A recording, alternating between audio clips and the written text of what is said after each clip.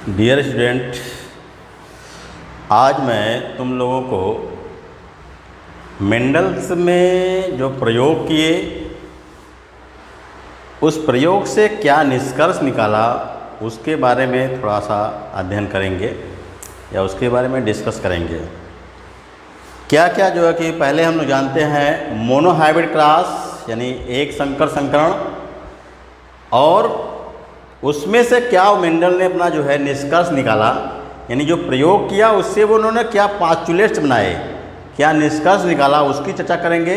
और उसी के माध्यम से मेंडल का फर्स्ट लॉ प्रभाविता का नियम वो भी चर्चा करेंगे। तो सबसे पहले हम लोग जानते हैं मोनोहाइब्रिड क्रॉस या एक संकर संकरण क्या है। मोनोहाइब्रिड क्रॉस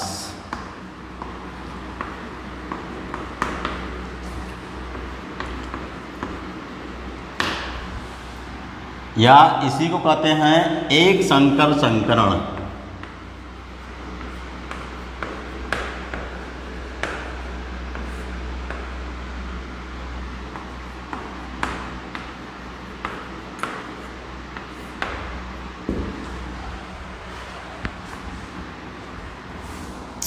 तो मोनोहाइब्रिड क्रॉस या एक संकर संकरण क्या है पहले जानते हैं।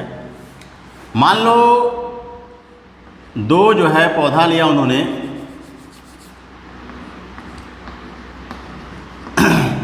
तुम लोग को बताया चुका हूँ कि जो मेंडल के या जीन है उसके दो कंट्रास्ट यानी कोई भी लक्षण है उसके दो कंट्रास्टिंग फॉर्म होते हैं, यानी दो विपरीत रूप होते हैं, जैसे टाल और ड्वार्फ, यानी लंबा और बौना। तो टाल को मान लो हम लोग टी कैपिटल टी से प्रदर्शित कर रहे हैं और ड्वार्फ को स्मॉल टी से, ठीक। यानी कोई भी लक्षण है, यानी तने की लंबाई का जो लक्षण है उसके दो विपरीत रूप है या कंट्रास्टिंग फॉर्म है। तो उसमें टाल जो है कह सकते हो, एक टाल है दूसरा ड्वार्फ है। टाल को हम लोग कैपिटल टी से प्रदर्शित कर रहे हैं, यानी दो एलील कैपिटल टी हैं और दो एलील जो है स्मॉल टी हैं। अब क्या करते हैं, मान लो जो है इससे जो है गैमीट बनाते हैं हम लोग, क्योंकि दोनों कैपिटल टी एलील है तो दोनों जो है जो गैमीट बनेगा वो क्या बनेगा, कैपिटल टी। और यहाँ पर जो दोनों एलील है स्मॉल टी है, तो यहाँ पर जो दोनों एलील बनेंगे वो क्या बनेंगे, जो गैमीट बनेंगे दोनों ही क्या होंगे, स्मॉल टी। यानी ये क्या है, गैमीट यानी युग्मक। ये क्या है, गैमीट या युग्मक। पीछे पढ़ चुके हैं, इसको हम लोग अच्छे से डिटेल करते हैं। यानी जो टाल प्लांट है उसमें जो गैमीट होंगे कैपिटल टी, और जो स्मॉल प्लांट है यानी ड्वार्फ प्लांट है उसमें जो गैमीट होंगे वो क्या होंगे, स्मॉल टी। अब जो है इसी को मिला देते हैं। कभी कभी तुम लोग को ये बताया जाता है कि चेकर बोर्ड या पनेट स्क्वायर, यदि हम लोग इसी को जो है कि क्या किया जाए, इस तरह प्रदर्शित करें।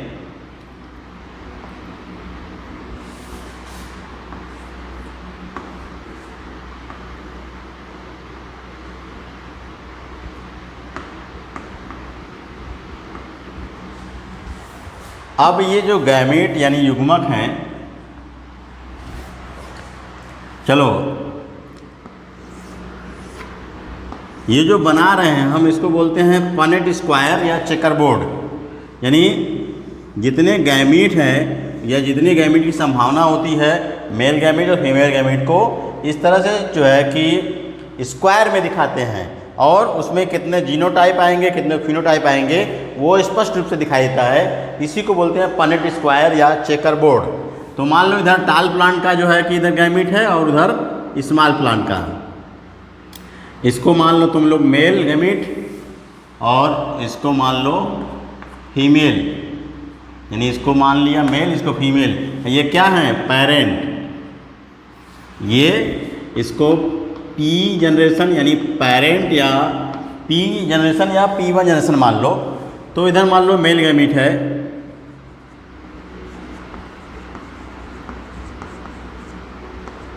और उधर का मान लो फीमेल गैमीट है।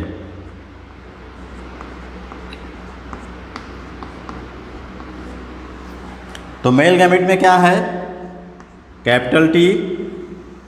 गैमीट को हमेशा सर्किल में जो है कि रिप्रेजेंट करेंगे या प्रदर्शित करेंगे, ध्यान रहे। यहाँ पर कैपिटल टी, यहाँ पर क्या है स्मॉल टी, यहाँ पर क्या है स्मॉल टी। अब इसी को मिला करके लिखेंगे कैपिटल टी स्मॉल टी, क्या बनेगा कैपिटल टी स्मॉल टी। यहाँ भी कैपिटल टी स्मॉल टी, यहाँ भी कैपिटल टी स्मॉल टी मिला कर लिखेंगे कैपिटल टी स्मॉल टी। यहाँ भी कैपिटल टी है, इसमें भी स्मॉल टी, तो क्या बनेगा कैपिटल टी स्मॉल टी। तो कैपिटल टी जहाँ भी रहेगा, मैंने तुम लोग बता रहा हूँ कि बताया है कि जहाँ भी एलील डोमिनेंट यानी जहाँ भी कैपिटल टी होगा वो प्लांट क्या होगा टाल यानी लंबा। ये भी क्या होगा टाल यानी लंबा, ये भी क्या होगा टाल यानी लंबा, ये भी क्या होगा टाल यानी लंबा। यानी जो F1 जनरेशन आएगा,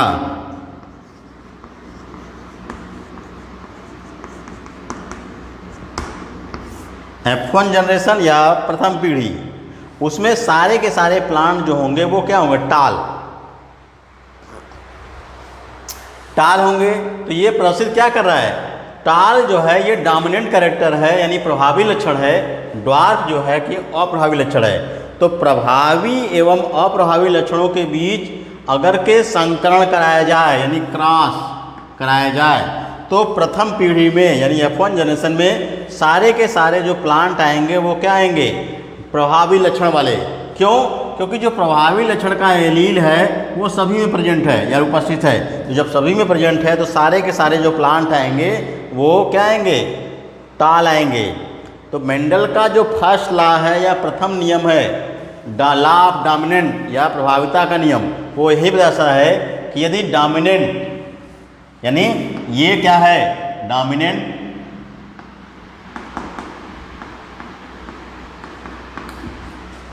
यानी प्रभावी, ये क्या है रिसेसिव या अप्रभावी। ये डोमिनेंट है और ये अप्रभावी या रिसेसिव है। यानी प्रभावी एवं अप्रभावी के बीच यदि संकरण कराया जाए तो प्रथम पीढ़ी में सभी केवल प्रभावी लक्षण ही प्रदर्शित होता है, अप्रभावी लक्षण क्या होता है छुपा रहता है। क्यों, क्योंकि जो प्रभावी लक्षण है यह अप्रभावी लक्षण को दबा कर रखता है या छुपा देता है, केवल प्रभावी लक्षण ही प्रदर्शित हो पाते हैं। इसलिए इस नियम को यानी मेंडल का जो प्रथम लॉ है फर्स्ट लॉ है उसे प्रभावी लक्षण कहते हैं यानी प्रभाविता का नियम कहते हैं। यानी प्रथम पीढ़ी में केवल सभी देखो ऑल टाल प्लांट्स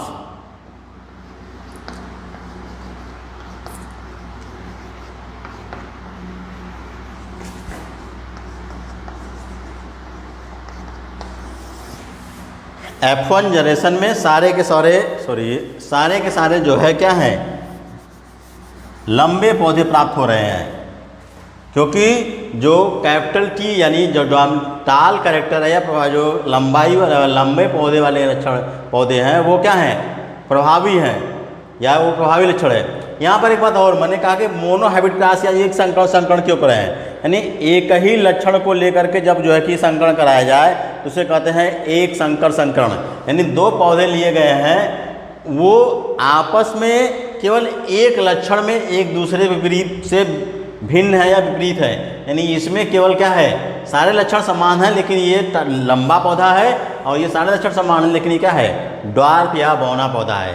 तो एक लक्षण को लेकर के यदि संकरण कराया जाएगा तो वो कहलाया जाएगा मोनोहाइब्रिड क्रॉस या एक संकरण। तो मोनोहाइब्रिड क्रॉस या एक संकरण और इसी से जो है कि मेंडल का फर्स्ट लॉ यानी लॉ ऑफ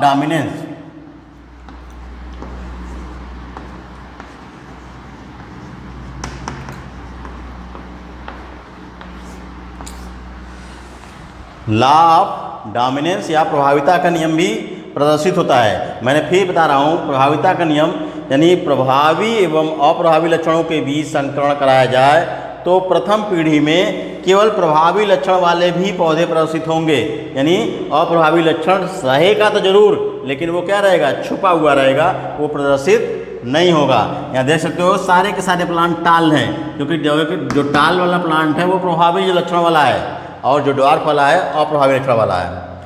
अब इसी को आगे बढ़ाते हैं, यानी जितने भी ये प्रभाव टाल प्लांट वाले या F1 जनरेशन में जो पौधे बने हैं, यदि उनका आपस में स्वपरागण कराया जाए तो क्या बनेगा। देखो, यानी जो F1 में बना है कैपिटल TT, सारे के सारे क्या हैं, टाल हैं, इन्हीं को आपस में संकरण कराया जाए तो कैपिटल TT ये क्या है, टाल है। इसी का यानी जो पौधे, उसी में से जो किसी पौधे को मान लो मेल और एक को मान लो क्या, फीमेल, इनका संकरण कराया जाए, ये भी क्या है, टाल है। मान लो ये मेल है और ये फीमेल।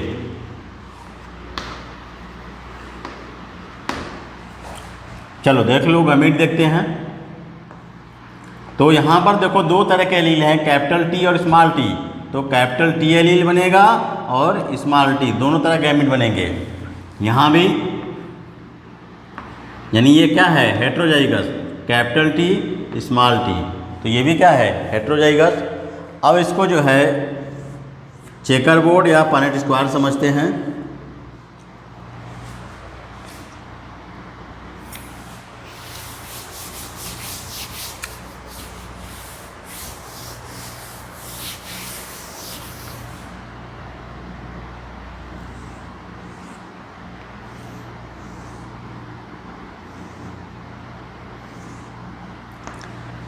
चलो मान लो ये मेल है तो ठीक है,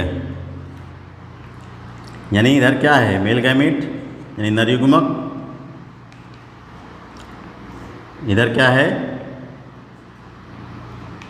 इसका फीमेल गैमीट,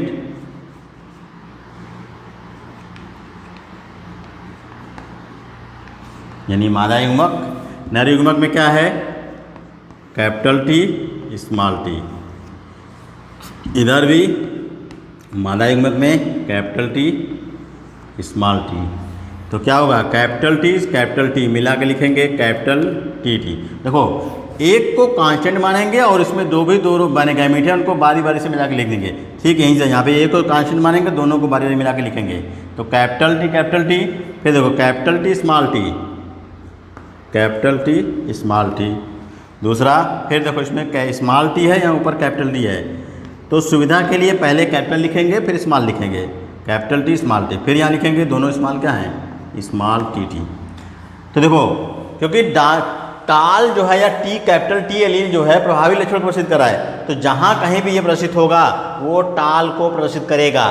जब दोनों स्मॉल t आएंगे तभी वो स्मॉल को प्रदर्शित करेगा, यानी कि क्या होगा, ड्वार्फ कैरेक्टर को प्रदर्शित करेगा। तो कैपिटल T है तो कैपिटल T क्या होगा, टाल।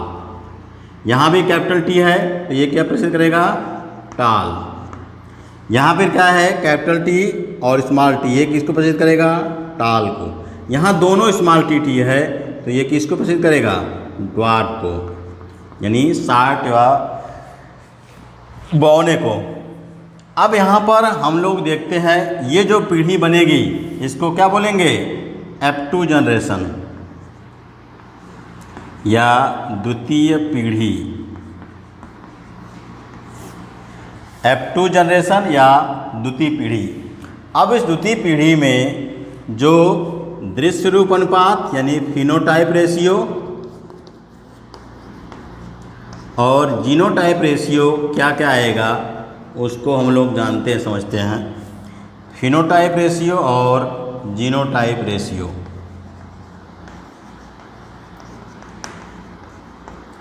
फिनोटाइप रेशियो में देखते हैं टाल कितने हैं और ड्वार्फ कितने हैं। तो टाल और ड्वार्फ यानी लंबे पौधे और बौने पौधे के बीच क्या अनुपात है। तो टाल कितने हैं, 1 2 3, कितने हैं 3, और ड्वार्फ कितने हैं 1। यानी फिनोटाइपिक रेशियो या फिनोटाइप रेशियो कितना है, दृश्य रूप अनुपात कितना है 3:1 का, और जीनोटाइप रेशियो या जीन रूप अनुपात कितना है। देखो कैपिटल टी वाला 1 है, कैपिटल टी और स्मॉल टी वाला 2 है, और स्मॉल टी वाला कितना है 3। तो यानी जो रेशियो आएगा genotype ratio capital T small T और स्मॉल टी टी वाला जो आएगा 1:2:1, यानी 1:2:1। जो जीनोटाइप रेशियो आएगा वो 1:2:1 का आएगा, और फिनोटाइप रेशियो जो आएगा या दृश्य रूप अनुपात 3:1 का। दृश्य रूप अनुपात 3:1 का आएगा और जीन रूप अनुपात 1:2:1 का। ये बार बार पूछा जाता है कि मोनोहाइब्रिड क्रॉस या एक संकरण के F2 पीढ़ी में या द्वितीय पीढ़ी में दृश्य रूप अनुपात क्या होता है और जीन रूप अनुपात क्या होता है। तो दृश्य रूप अनुपात या फिनोटाइप रेशियो 3:1 का, और जीनोटाइप रेशियो या जीन रूप अनुपात 1:2:1 का। तो ये मोनोहाइब्रिड क्रॉस है या एक संकरण। इससे जो है मेंडल ने क्या निष्कर्ष निकाला था उसको आज समझ और जान लेते हैं। पहला निष्कर्ष उन्होंने निकाला, फर्स्ट निष्कर्ष निकाला कि कोई भी कैरेक्टर यानी कोई भी लक्षण एक जोड़ी कारक या एक जोड़ी यूनिट पार्टिकल या इकाई कण द्वारा निर्धारित होता है, और उसी के द्वारा एक पीढ़ी से दूसरे पीढ़ी में क्या होता है, जाता है। यानी कोई भी लक्षण है वो दो जो है एक जोड़ी कारक यानी फैक्टर, एक जोड़ी कारक या फैक्टर द्वारा निर्धारित होता है, और उसी के द्वारा वो एक पीढ़ी से दूसरे पीढ़ी में जाता है। और जब इसी से गैमीट बनता है, यानी क्या हो गया, गैमीट जब बनेगा तो कैपिटल टी स्मॉल टी, यानी गैमीट के रूप में वो एक यानी एक द्वारा जो है एक पीढ़ी से दूसरे पीढ़ी में जाएगा। फिर से समझ लेते हैं। पहला जो निष्कर्ष या पास्चुलेट निकाला उन्होंने, मेंडल ने इस प्रयोग द्वारा जो पहला निष्कर्ष निकाला, पहला कि प्रत्येक लक्षण के लिए जो है एक जोड़ी कारक या यूनिट पार्टिकल या इकाई कण जो होते हैं उत्तरदायी होते हैं, वहीं या उसी को फैक्टर बोला उन्होंने, जिसको आज हम लोग क्या कहते हैं, जीन। और प्रत्येक जीन में क्या होते हैं, दो एलील होते हैं, तो कैपिटल टी है स्मॉल टी है। तो ये युग्मक में जो आएंगे कैपिटल टी और स्मॉल टी। तो प्रत्येक लक्षण के लिए एक जोड़ी कारक या दो कारक जो होते हैं, और वही लक्षण को एक पीढ़ी से दूसरे पीढ़ी में ले जाते हैं। यहाँ हम लोग देख सकते हैं कैपिटल टी स्मॉल टी के लिए। दूसरा क्या निकाला निष्कर्ष,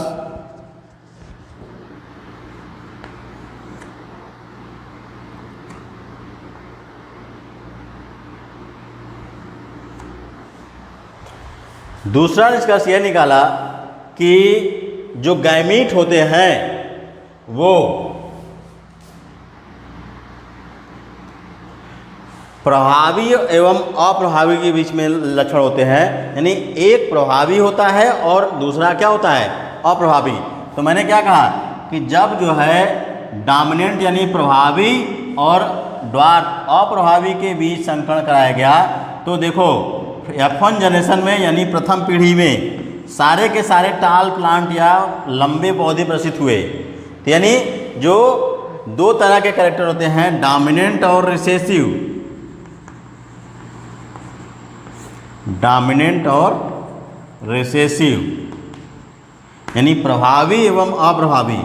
तो F1 जनरेशन में F1 पीढ़ी में सारे के सारे प्रभावी लक्षण ही क्या होते हैं, प्रदर्शित होते हैं। अप्रभावी जो लक्षण है रहता तो जरूर साथ में है, देखो सभी में स्मॉल टी है, लेकिन वो छुपा रहता है या सुप्तावस्था में पड़ा रहता है, वो यानी हाइड रहता है।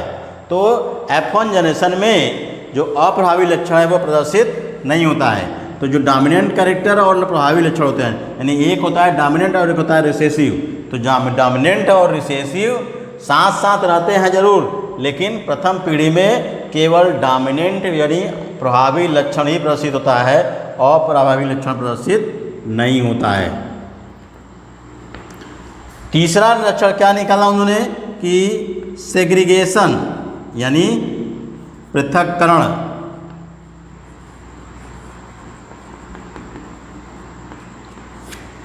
सेग्रीगेशन या पृथक्करण। देखो यहाँ हमने कैपिटल टी लिया, यानी कैपिटल टी स्मॉल टी आए प्रथम पीढ़ी में, उन्हीं प्रथम पीढ़ी के बीच जब संकरण कराया गया, देखो कैपिटल टी स्मॉल टी, तो जो कैपिटल टी और स्मॉल टी दोनों क्या हो गए, अलग हो गए। कैपिटल टी और स्मॉल टी जब युग्मक बना, यानी ये क्या है युग्मक, जब युग्मक बना तो दोनों क्या हो गए, अलग हो गए। और अलग होकर के जब दृश्य रूप अनुपात 3:1 का आया, यानी F1 जनरेशन में रिसेसिव तो था लेकिन वो अपना लक्षण प्रदर्शित नहीं कर पा रहा था, लेकिन जो F2 जनरेशन है उसमें वो अपना लक्षण प्रदर्शित किया। यानी डोमिनेंट और रिसेसिव साथ साथ तो रहते हैं, लेकिन जब जो है दोनों एलील जो है ड्वार्फ वाले या अप्रभावी लक्षण के एलील साथ आते हैं तभी अपना लक्षण प्रदर्शित कर पाते हैं। यानी यहाँ पर जो डोमिनेंट है या फिर जो भी एलील है डोमिनेंट और रिसेसिव, वो जब भी मौका मिलता है तो वो अलग हो जाते हैं या सेग्रीगेट हो जाते हैं या पृथक हो जाते हैं। इसी को बोलते हैं law of purity of gamete या युग्मकों के शुद्धता का नियम। यानी युग्मक दोनों साथ साथ कितनों समय तक रहें लेकिन एक दूसरे के लक्षण को प्रभावित नहीं करते हैं। देखो कैपिटल टी स्मॉल टी लिया गया तो जब युग्मक बने तो दोनों अलग हो, कैपिटल टी अलग हो गया, स्मॉल टी अलग, और स्मॉल टी यानी स्मॉल टी जब साथ आए तो अपना लक्षण क्या किया, प्रदर्शित किया। यानी युग्मकों की शुद्धता का नियम भी इसे कहते हैं। तो 3 निष्कर्ष निकाले कि कोई भी लक्षण जो होता है वो 2 यूनिट कारक या 2 जो है यूनिट इकाई द्वारा या 2 फैक्टर या कारक द्वारा निर्धारित होता है, जिसे आज हम लोग क्या कहते हैं, जीन। और ये जो दोनों जो हैं ये दोनों मिलकर के यानी 2 एलील है और दोनों मिलकर के एक जीन बनाते हैं। और यही जीन एलील जाकर आगे चल करके क्या होता है, युग्मक निर्माण के समय अलग होते हैं। देखो कैपिटल टी अलग हो गया, स्मॉल टी अलग हो गया, ये क्या क्या प्रसिद्ध कर रहे हैं, युग्मक। दूसरा यानी कि जो लक्षण लिए जाते हैं उसमें एक डोमिनेंट होता है रिसेसिव, और जब प्रथम पीढ़ी में संकरण कराया जाता है तो प्रथम पीढ़ी में केवल डोमिनेंट यानी प्रभावी लक्षण ही प्रदर्शित होता है और प्रभावी लक्षण प्रदर्शित नहीं होता है। रिसेसिव रहता जरूर साथ में है लेकिन वो क्या रहता है, सुप्तावस्था में छुपा रहता है। तीसरा सेग्रीगेशन या पृथक्करण। युग्मकों का जो होता है जब गैमीट बनता है तो वो क्या होता है, पृथक्करण। देखो यहाँ पर क्या है, यहाँ लिया गया कैपिटल टी स्मॉल टी, जब युग्मक बना तो कैपिटल टी एक अलग युग्मक में जाएगा, स्मॉल टी जो है कि एक अलग युग्मक में। यानी युग्मकों का जो है कि पृथक्करण या अलगाव होता है, या कोई भी 2 युग्म जो है कि कह सकते हो एलील प्रभावी और अप्रभावी वाला साथ रहे लेकिन वो एक दूसरे को प्रभावित नहीं करते हैं और युग्मक के रूप में क्या होते हैं, अलग हो जाते हैं। तो यहाँ पर हम लोग जाना या हमने पढ़ा मोनोहाइब्रिड क्रॉस या एक संकर संकरण और मेंडल का लॉ ऑफ डोमिनेंस यानी प्रभाविता का नियम, और मेंडल ने उससे क्या निष्कर्ष निकाले, यानी इस प्रयोग से उन्होंने क्या पास्चुलेट या निष्कर्ष निकाले ये जाने। और यहाँ पर ये भी जान सकते हो मेंडल का दूसरा जो नियम है पृथक्करण का नियम यानी लॉ ऑफ सेग्रीगेशन। यानी देखो यहाँ पर एलील हो जो कि क्या होते हैं, दोनों डोमिनेंट एलील अलग होकर के दूसरा जो पीढ़ी बनाते हैं। जो रेशियो आता है मैंने तुम लोग को बता रखा है कि फिनोटाइप रेशियो 3:1 यानी 3:1 का, और जीनोटाइप रेशियो दृश्य रूप अनुपात हमेशा 1:2। ये बार बार पूछा जाता है कंपटीशन में भी और एकेडमिक एग्जाम में भी, तो ये हमेशा बच्चे याद रखो सब लोग। तो ये हो गया मेंडल का प्रथम नियम और साथ साथ एक संकर या मोनोहाइब्रिड क्रॉस, और उससे जो उन्होंने जो है निष्कर्ष निकाले या पास्टुलेट बनाए वो।